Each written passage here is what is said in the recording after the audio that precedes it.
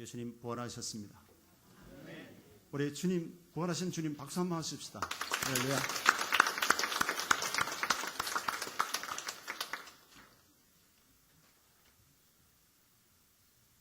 예수님께서 십자가에 못 박히시기 전에 제자들과 무리들에게 분명히 말씀을 하셨습니다. 마태복음 16장, 17장, 20장, 26장 보면 내가 16장 21절에 예수님 하신 말씀이 이때부터 예수 그리스도께서 자기가 예루살렘에 올라가 장로들과 대제사장들과 서기관들에게 많은 고난을 받고 죽임을 당하고 제3일에 살아나야 할 것을 제자들에게 비로소 가르치시니 마태복음 17장 한 장 더 가서 보면 17장 22절 23절에 갈릴리에 모일 때에 예수께서 제자들에게 이르시되 인자가 장차 사람들의 손에 넘기워 죽임을 당하고 제3일에 살아나리라 하시니 제자들이 심히 근심하더라. 20장 18절 19절에 똑같은 말씀을 하시고 또 26장 31절에 보면 예수님께서 이제 마지막 십자가에 못 박히기 잡히기 날 때에 예수께서 제자들에게 이르시되 오늘 밤에 너희가 다 나를 버리리라. 기록된 바 내가 목자를 치리니 양의 떼가 흩어지리라 하였느니라.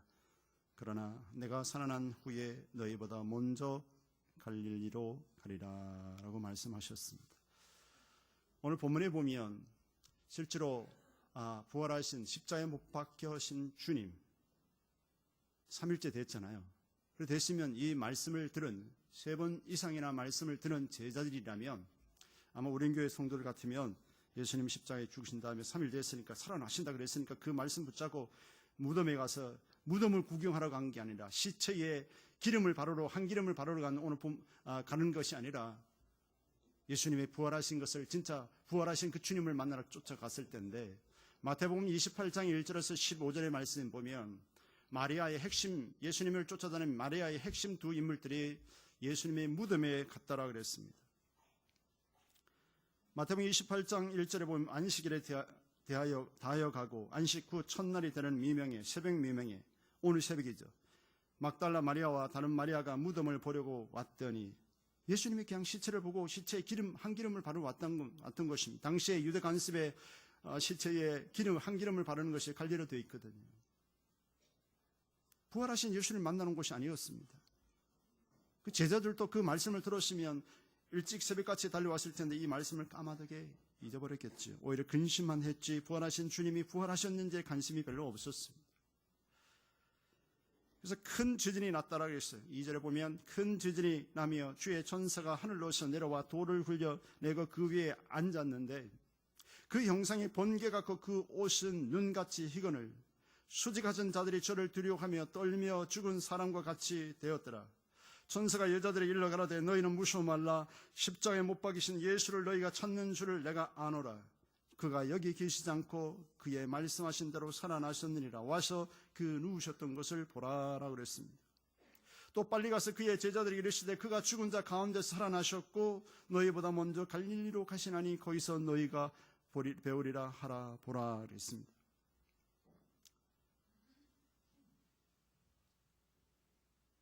오늘 마태복음 28장에 보면 이 막달라 두 여인이 예수님의 그 제자지요. 일반 제자지죠. 왔는데 큰 지진이 나고 천사가 예수님 무덤 문을 큰 돌을 굴려내고 그 돌 위에 앉아 있습니다. 그런데 우리가 이걸 아셔야 돼요. 예수님이 이 천사들 돌을 굴려낸 다음에 예수님이 부활하신 예수님이 나온 게 아니에요. 목사님 무슨 소리 하는 거예요? 이미 무덤 문이 닫혔어도 예수님은 시공간을 초월하신 분이기 때문에 이미 부활하셨어요. 다른 데가 계시는 거예요. 갈릴리가 계시는 거예요. 천사들이 그냥 알려주는 것만 하는 겁니다. 무덤을 왜 열었냐 그러면 예수님이 시체가 있는지 없는지 제자들이 와서 확인해야 될 거 아닙니까? 천사들이 와서 지진이 나면서 문을 옮겨주는 찬란한 옷을 입은 그 천사를 보고 이 마리아의 이 성도들도 그냥 두려움이 있었어요. 또 예수님 부활하신 소식을 듣고 너무 또 한편은 기뻤고요. 그냥 막 달려서 제자들이 갈릴리로 가는 도중에 예수님이 이 두 여성들을 만나 주셨지.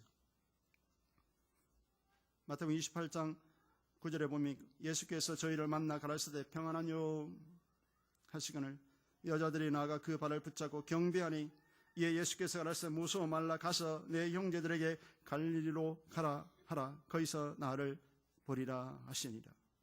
이 갈릴리는 복음 전파의 시작된 곳이 갈릴리고 복음을 전파의 중심지가 갈릴리고 부활하신 제자들을 만난 곳이 갈릴리고 예수님이 승천한 장소도 갈릴리인 것입니다.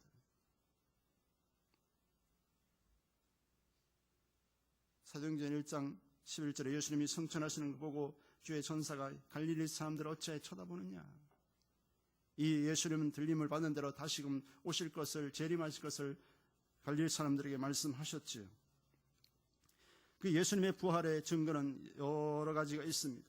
예수님 부활의 증거는 확실하죠.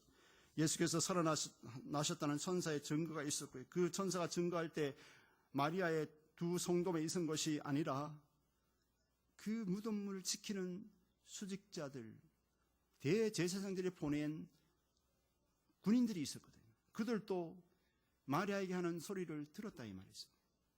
그리고 찬란한 옷을 입은 천사가 나타나서 무덤을 굴리고 그런 모든 사건을 다 목격한 이 수직자들, 무덤을 지키는 자들이 가서 대제사장들에게 그들이 가서 쫓아가서 이 이야기를 알렸습니다.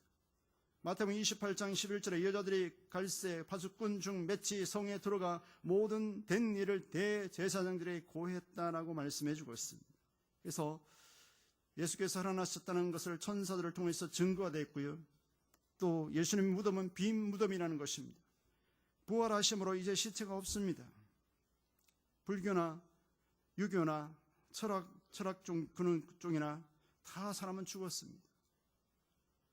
석가모니는 사람들이 올린 공양, 버섯, 나무를 먹고 식중에 걸려서 80살에 죽었고, 공자는 유교의 공자는 제자들이 이렇게 물었습니다. 선생님, 죽음에 대해서 좀 말씀해 주세요. 그랬더니, 야, 내가 살아야 생전 동안 살아가는 것도 인생을 잘 모르는데 무슨 죽음 이유를 논할 수 있느냐? 나 죽음 이유를 모른다. 이 땅에 살아있는 동안 어떻게 사는지도 잘 모르는데 어떻게 살아가는 것이 진정한 고귀한 사람인지 잘 모르는데 무슨 죽음 이유까지 내가 생각하는, 나 죽음 이유 모른다. 공자가 정직한 사람이에요. 하나님 모르는데 죽음 이유 어떻게 알겠어요? 정직한 학자예요. 그렇지 않으세요? 모르면서 괜히 아는 척하면 그거는 아주 거짓 학자가 아니겠어요? 소크라테스도 그랬어요. 철학은 죽는 연습이다. 그렇게 말하고 나중에 죽을 때 이렇게 말했어요. 내가 동네에 닭 한 마리를 꼬서 먹었는데 내가 이제 죽을 때 내가 닭 한 마리 못 갚으니까 제자들 보고 닭 한 마리 좀 갚아주라 하고 죽었다는 말이 있습니다. 예수 그리스도의 십자가에 죽으시고 빈 무덤, 이것은 부활하셨다는 기독교의 핵심이에요. 복음의 핵심이죠.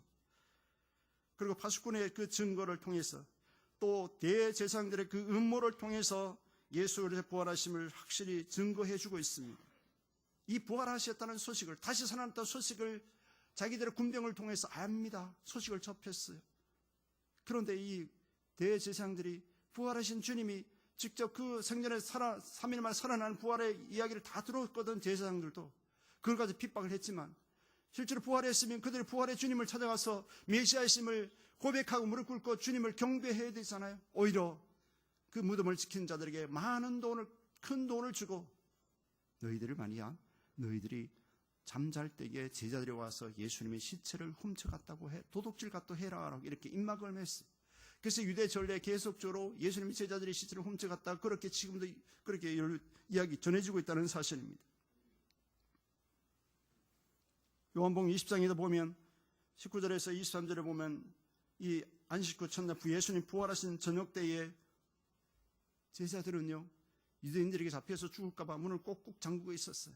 그런데 예수님이 갑자기 저녁 때 나타나신 거예요. 노크를 한 게 아니에요. 그냥 예수님이 제자들이 모인 곳에서 갑자기 나타나신 거예요. 나타나셔서 예수님이 이렇게 말씀하셨어요. 요한복음 20장 19절에 이날 곧 안식 후 첫날 저녁 때, 이 부활하신 저녁 때이죠.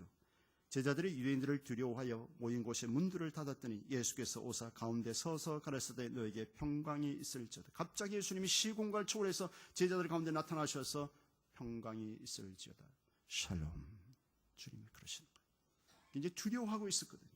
잡히면 우리도 죽는다. 두려워하고 있었거든요. 예수님이 너에게 평강이 있을지어다. 두려워하지 말지라고 말씀하면서 예수님께서 손과 옆구리를 보이시면서 내가 부활했다. 내가 너희들에게 말하지 않았냐? 부활했다는 것이 손과 옆구리, 못자국, 창자국을 보이시면서 부활하신 주님을 보여주시죠. 제자들이 너무 기뻤습니다. 그러시면서 잘 먹고 잘 살아라고 하지 않고요. 그들에게 다시 한번 사명감을 주지요. 요한복음 20장 21절에 예수께서 또 가라사대 너희에게 평강이 있을지어다. 두 번 말씀하시면서 아버지께서 나를 보내신 것 같이 나도 너희를 보내노라라고 말씀합니다.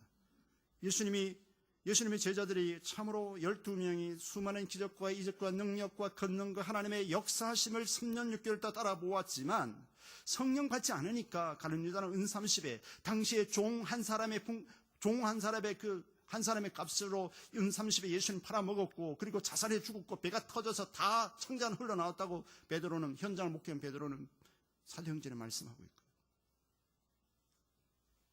나머지 11명 제자도 할 수 없이 베드로처럼 다 겁이 나서 다 도망갔잖아요. 죽는 자리까지도 우리도 함께 그렇게 베드로처럼 따라가서 죽는 자리에 함께 가겠다 그래놓고 십자가에 못 박힐 때 실질상 그들은 같이 잡혀서 죽을까 봐 다 도망갔잖아요.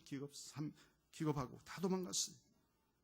얼마나 비참하고 수많은 기적과 이적을 봤던 그 선생님이 십자가에 못 박힐 때 비겁하게 저주까지 하고 모른다까지 그렇게 3번을 했던 베드로를 비롯해 제자들 얼마나 비참했겠습니까? 예수님이 부활하신 날 저녁에 오셔서 성령을 받으라 하고 성령을 기름 부음 받는 그들은 11명, 가룟 유다는 이미 자살했고 11명의 제자들은 다 순교회까지 예수 그리스도의 그 복음을 세계 열방에 전하는데 기초 역할을 했지 않습니까? 부활의 주님을 고백한 저와 여러분들은 우리가 처해 있는 가정과 학교와 직장, 사업장 모든 삶의 터전에서 그리스도의 이 부활의 복음을 증거하시길 주의 이름으로 축원합니다. 그래서 올해는 또 많은 열매를 좀 맺었으면 좋겠습니다. 그러면 왜 예수님이 십자가에 지시고 죽어야 했는가? 우리가 의문을 가져봐야 되잖아요. 이걸 아직도 우리는 어릴 때에 예수님 부활절이니까 그냥 계란을 얻어먹고 축제는 하고 그런 차원이 아니라 예수님이 그럼 죽으심에 나와 무슨 관계가 있는가? 예수님의 부활과 우리 자신과의 무슨 관계가 있는지를 우리는 생각해 보셔야 합니다. 부활하신 예수님을 믿는 우리에게 달라지는 영적인 신분이 무엇인지, 그리고 부활하신 주님 우리에게 주시는 말씀이 무엇인지를 우리는 말씀을 통해서 잠시 생각해 보고자 합니다. 왜 예수님이 십자가를 지시고 죽으셔야만 했는가? 3일 만에 무덤에서 죽으셔야 했는가?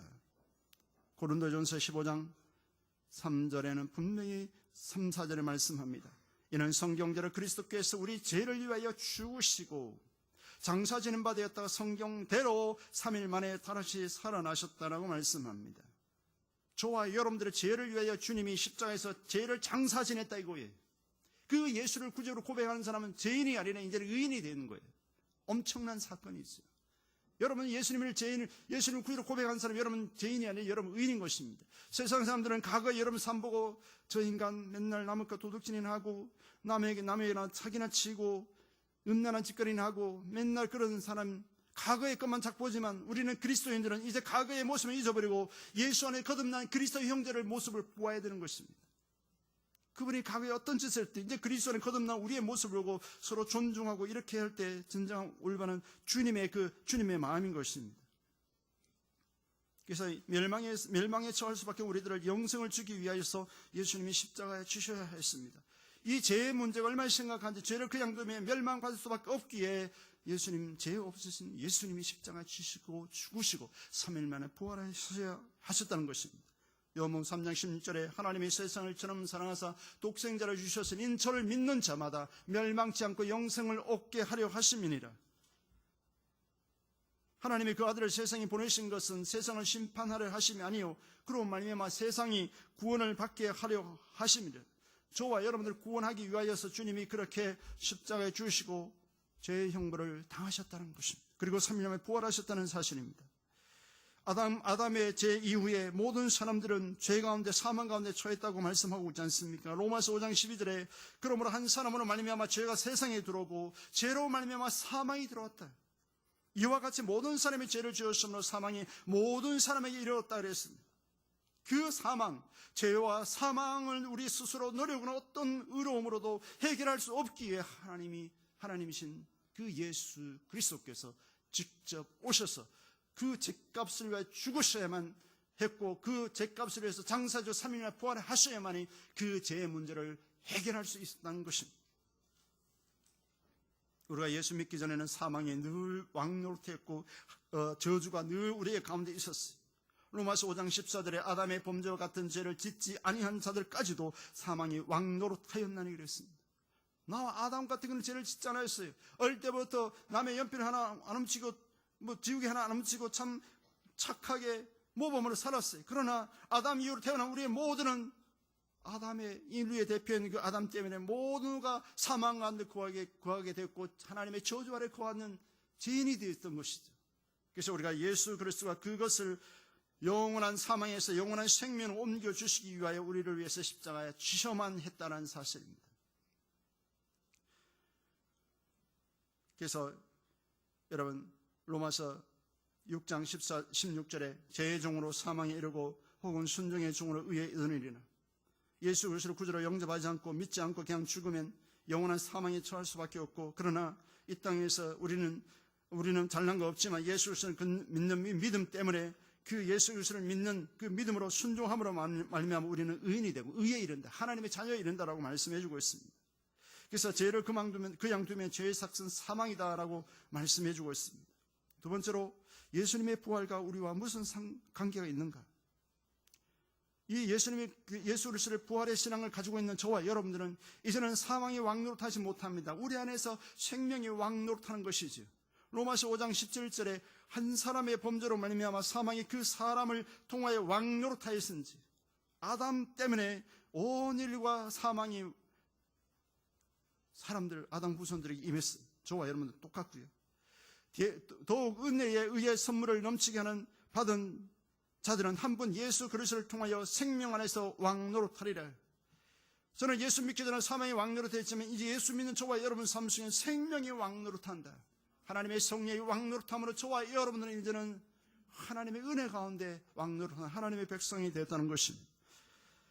그래서 로마서 5장 21절에도 이는 죄가 사망 안에서 왕노릇한 것 같이 은혜도 또한 의로 말미암아 왕노릇하여 우리 주 예수 그리스도를 말미암아 영생에 이르게 하려 함이라라고 말씀합니다. 이 엄청난 구원의 사건인 것입니다.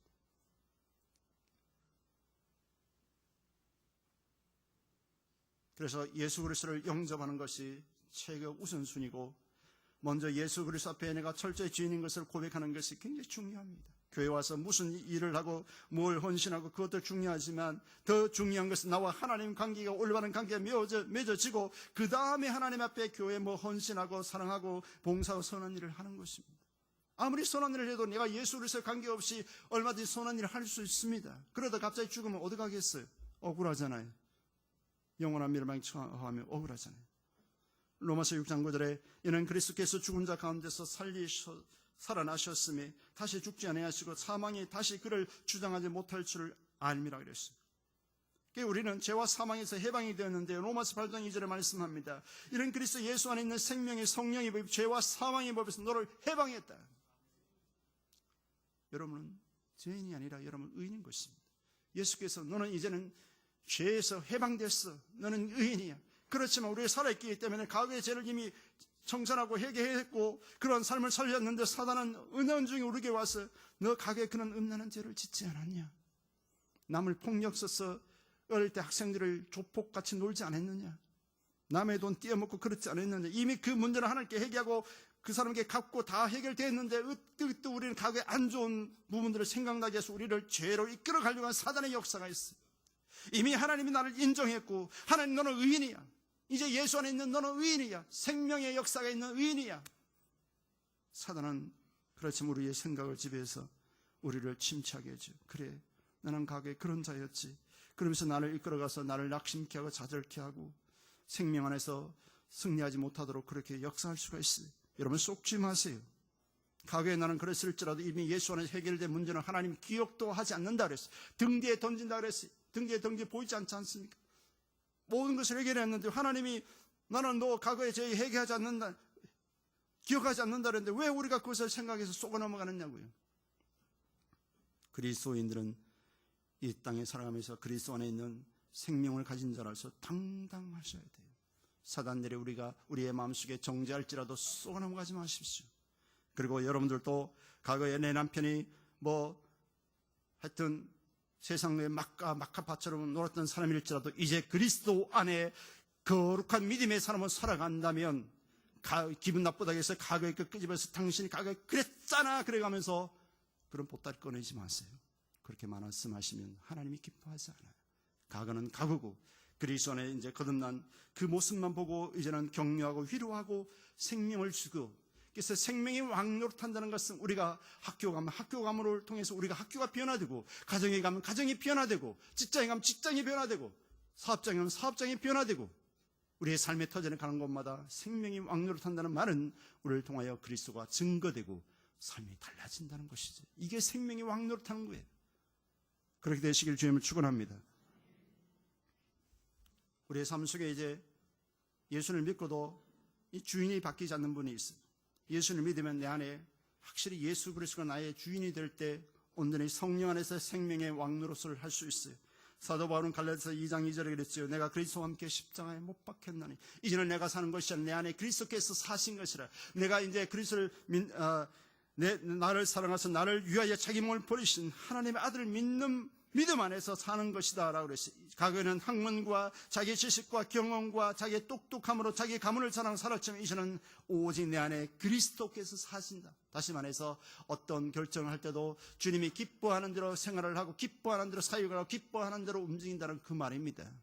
여러분도 주인이 바뀌면 물질도 내 마음대로 쓰는 것이 아니라 주님이 원하는 대로 쓰고, 우리의 모든 지혜와 지식과 은사도 하나님이 주신 대로 하나님 기뻐한 대로 사용하게 된다는 것입니다. 어떤 사람이요? 예수가 주인으로 바뀐 사람들.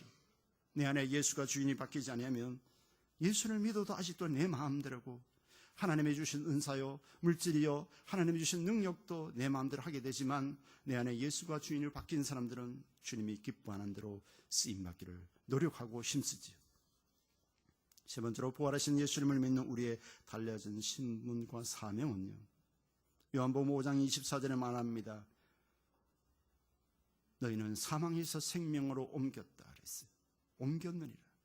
예수를 믿는 순간 영원한 사망이 처할 수밖에 없는 우리들을 영원한 생명으로 옮겨졌다 그랬어요. 내가 진실로 진실을 너에게 노니 내 말을 듣고 나 보내신 이를 믿는 자는 영생을 얻었고 심판에 이르지 아니하나니 사망에서 생명으로 옮겼느니라. 여러분, 예수를 믿는 순간 우리는 엄청난 영적인 신분의 변화가 일어납니다. 사망에서 생명으로 옮겨진다. 또 사도행전 26장 18절에 그 눈을 뜨게 하여 어둠에서 빛으로 사탄의 건세에서 하나님께로 돌아오게 하고 제 삶과 나를 믿어 거룩하게 된 무리 가운데 기업을 얻게 하리라 하더이다 그랬어요. 어둠에서, 어둠을 마귀를 상징하잖아요. 어둠에서 빛으로 사단의 건세에서 하나님께로 돌아오게 한다 그랬어요. 예수를 믿으면 엄청난 영적인 신분의 변화가 일어나고 우리가 예수 믿으면 하나님의 자녀로서 하늘의 기업을 얻는, 기업을 이을 자다 이거예요. 그래서 에베소서 1장은 하늘의 신령한 복을 그리스도 예수 안에서 주신다고 그랬잖아요. 여러분, 하늘의 신령한 복을 구하십시오. 구하십시오. 저는 요즘 계속 이런 기도를 합니다. 하나님, 이제 얼마 남지 않는 이 사역 속에 종을 통하여 더 사용하시옵소서. 능력의 종으로 성도들이 아플 때, 기도할 때 성도들이 치유되게 하시고, 성도들을 축복할 때 복을 받게 하시고, 하나님 종을 남은 생에 또 마음껏 사용하시옵소서. 여러분 기도 많이 해주세요. 제가 그 기도를 요즘 집중을 하고 있어요. 어느덧 저도 아마 57이 됐어요. 세월 너무 빨라요. 20대 때, 10대 때는 빨리 20살 넘었으면 좋겠다 그랬는데 20살 넘은 이후에는 얼마나 속도가 빠른지. 오늘 저녁이라도 주님이 나를 부르시면 가야 할 인생이지만, 그러나 인간적으로 봤을 때 남은 시간 동안 더 하나님이 기뻐하는 몸된 길을 섬기고 하나님이 기뻐하는 종으로 섬기기 위해 저는 몸부림을 치고 있어요. 여러분 기도 많이 해주시길 바랍니다. 우리에게 주님은 사명을 주셨는데요. 그냥 부활하신 주님이 제자들이 찾아오셔서 잘 먹고 잘 살아라 그런 게 아니에요. 예수님께서 요한복음 20장 21절에 예수께서 또 가라사대 너희에게 평강이 있을지어다. 아버지께서 나를 보내신 것 같이 나도 너희를 보내노라. 이 말씀하시고 저희를 향해서 숨을 내쉬며 가라사대 성령을 받으라 말씀하셨습니다. 나를 보내신 아버지께서 성부 하나님께서 나를 보내신 것 같이 나도 너희를 보낸다 그랬어요. 하나님 우리를 보내셔서 우리를 통하여 복음을 전파하게 하시고 예수 그리스도의 부활의 주님 부활의 증인으로 살아가기를 원하시고 세상 속의 빛으로 그리스도의 빛으로 살아가기를 원하시는 그리스도의 마음이 담겨져 있습니다. 여러분 나가셔서 믿지 않는 자들, 믿지 않는 가족들, 형제들 그리스도의 복음을 증거하시기를 주의 이름으로 축원합니다. 증거하셔야 돼요. 입술을 여셔야 돼요. 목사님 요즘 전도 안 돼요. 그럴지라도 우리가 전하는 것은 우리가 의무예요. 오든 안 오든 그 마음을 움직이는 것도 하나님 하시는 겁니다. 하나님 우리 아무개 저 사람 구원해 주세요. 저 마음을 신방해 주세요. 이렇게 기도하면서 구원하셔야 되는, 전도하셔야 되는 것입니다. 사도행전 1장 8절에 오직 성령이 너에게 임하시면 너희가 권능을 받고 예루살렘과 온 유대와 사마리아 땅 끝까지 이르러 내 증인이 되리라 그랬습니다. 늘 성령 충만 받기를 원하시면 전도하십시오. 전도할 때 성령이 역사하는 겁니다. 성령을 부어주는 것도 전도하기 위해서 땅 끝까지 복음 전파하기 위해서 성령을 부어주시는 것이죠. 그냥 우리끼리 그냥 영적으로 희열을 느끼면서 그냥 영적 충만해서 기분 좋게 그렇게 하라고 성령 충만 주시는 게 아니라 우리 가정에 가서 복음을 전하고 우리 이웃들에게 직장에 학교에 삶의 터전에 가서 그리스도 증인으로 살아가기 위해서 우리에게 성령의 기름 부어주시다는 사실입니다. 그래서 전도하는 사람들이 끊임없이 성령 충만해지고 능력 있는 그리스도의 삶을 사시는 겁니다. 예수 믿고 구원받았음에도 불구하고 전도하지 않으면 영적으로 침체가 올 수밖에 없습니다. 말씀을 이제 마무리 짓습니다. 부활하신 예수님을 믿는 자의 신분 변화와 사명은 사망에서 생명으로 옮겨지고 어둠에서 빛의 자녀가 되고 사단의 권세에서 하나님께로 마귀의 자녀에서 하나님의 자녀로 영원의 영벌에서 영원한 영생으로 이제는 멸망받을 인생에서 영원한 영생을 얻게 되고 그리스도 안에서 하나님의 신령한 복을 주시고 또한 하나님의 자녀가 되는 권세를 주시고 이 성도의 부활을 또한 예수님이 약속하셨잖아요. 천사들처럼 우리도 주님이 재림 때 호련히 변하게 해주신다고 말씀하셨습니다. 그리고 우리를 세상의 선교사로 사명자로 보내주셨습니다.